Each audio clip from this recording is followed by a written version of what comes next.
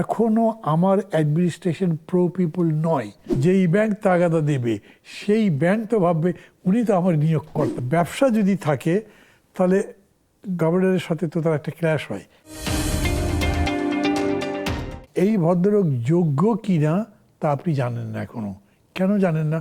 উনি ব্যবসায়ী বলে মুদ্রানীতি বুঝতেই পারবেন না এমন তো কথা না। ওদের কস্ট অ্যাকাউন্টেন্সি পড়েছেন, কিন্তু ওনার চাইতে যোগ্য লোক কি ছিল নাকি ছিল না, কি যোগ্যতা দেখে করছেন। যেমন ধরো আমার কাছে বলেছে, আমি একদম প্রাথমিক রিয়াকশন এরকম বলেছি দুটো একটা জায়গাতে, ওনার সেরকম কোনো একাডেমিক ব্যাকগ্রাউন্ড নেই, উনি কখনো চাকরি করেছেন বলে আমি জানি না, প্রসিডিউরগুলো জানেন যে সেরকম মনে হয়নি, অভিজ্ঞতা নাই। একটা আছে কি, উনি নির্বাচন পরিচালনা কমিটি বিএনপি তার একজন সদস্য ছিলেন কোন জায়গাতে যেন। বিজেপিতে থাকা কোনো অসুবিধা নয়, উনি যেহেতু একটা সোয়েটার ফ্যাক্টরি আছে, বড় ব্যবসায়ী হিসেবে উনি খারাপ নন। কিন্তু ওইটা আবার হয় কি জানেন, ব্যবসা যদি থাকে তাহলে গভর্নরের সাথে তো তার একটা ক্ল্যাশ হয়, ক্ল্যাশ অফ ইন্টারেস্ট হয়। সেসব দিক থেকে তার প্রতিষ্ঠান যদি নতুন কোনো ঋণ চাইতে যায় তাহলে ব্যাংক কি তাকে রিফিউজ করতে পারবে এখন? কারণ এটা তো গভর্নরের কিভাবে, যেমন উনি যে কথাটা বললেন না, তার যে ধরেন রিশিডিউল করবার পরে আপনি তাকে নিশ্চয়ই ঋণ খেলাপি বলতে পারেন না, কিন্তু তার তো ঋণ আছে এবং ঋণটা টাইমলি তাকে শোধ করতে হবে, উনি টাইমলি করতে পারেননি, তখন ব্যাংক তাকে তাগাদা দিতেও তো ভাববে, যেই ব্যাংক তাগাদা দেবে সেই ব্যাংক তো ভাববে উনি তো আমার নিয়োগকর্তা, উনি আমার উপরে নিয়ন্ত্রণ করতে পারেন। একটু চিন্তা করতে পারেন কোন জায়গায় জানি পড়লাম যে একটা ব্যাংকের এমডি হবার জন্য যে কোয়ালিফিকেশন স্পেল আউট করা আছে, গভর্নরের জন্য তো ওরকম করে স্পেল আউট করা নাই, তো ওইটা উনি স্যাটিসফাই করেন না বলছে। তাই তো যিনি MD of a bank satisfy করছেন না, তিনি কিন্তু এমডিকে নিয়োগ করবেন বা নিয়ন্ত্রণ করবেন তার জন্য কোয়ালিফাই হয়েছে। এইভাবে একটা প্রশ্ন উঠেছে। তারপরেও দেওয়া তো যায় না, উনি আছেন কীভাবে? উনি যদি এখন তারপরে ঠিকমতো করতে পারেন, এই যে আপনার যখন অর্থমন্ত্রী করা হয়েছিল আপনার সাইফুর রহমানকে, তখন কিন্তু খুব প্রশ্ন উঠেছিল উনি একটা চার্টার অ্যাকাউন্ট্যান্ট, উনি অর্থনীতি পারবেন নাকি, খুব প্রশ্ন উঠেছিল। এন্ড অফ দি ডে এরকম মনে হয়েছে যে না, উনি ভালো করেছেন।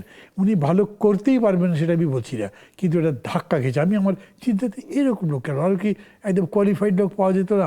সেই অর্থে কিছু কিছু জিনিস যা করা দরকার ছিল সময়, সেটা করেন নাই।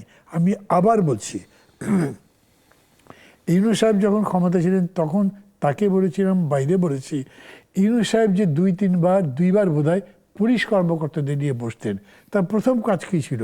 পুলিশ যে ট্রমার মধ্যে পড়েছে, সব মেরে লটকে রেখেছে গাছের মধ্যে, ভাই এইটা আমরা দেখবো, তোমরা তোমাদের ডিউটি করো।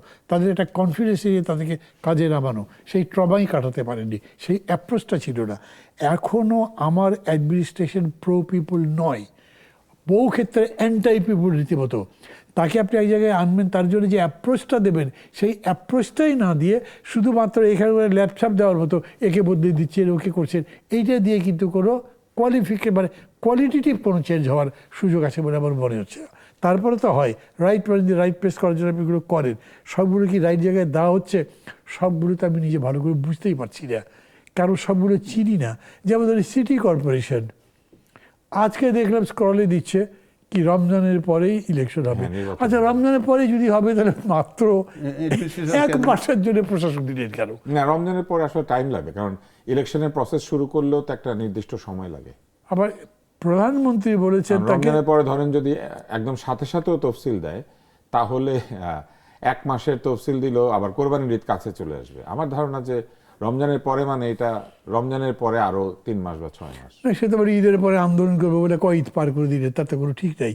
সেরকম তো হইতে পারে। ওইটা যদি হয় তাহলে মানুষের কনফিডেন্স থাকবে না। মানুষ কিন্তু এখন গভর্নমেন্টের কাছে গভর্নমেন্টের কমিটমেন্ট চায়, এদের আস্থায় রাখা যায়, এদের কথায় আমরা ভরসা রাখতে পারি।